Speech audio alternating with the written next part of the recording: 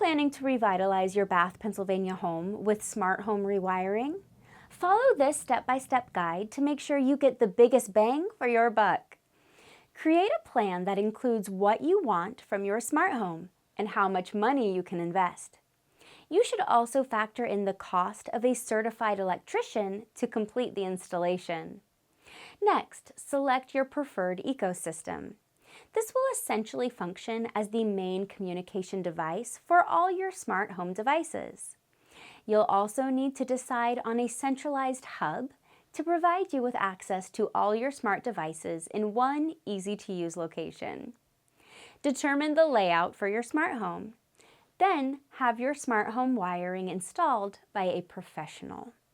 Once this is done, you can shop for your devices, keeping in mind whether or not each option aligns with your overall goals.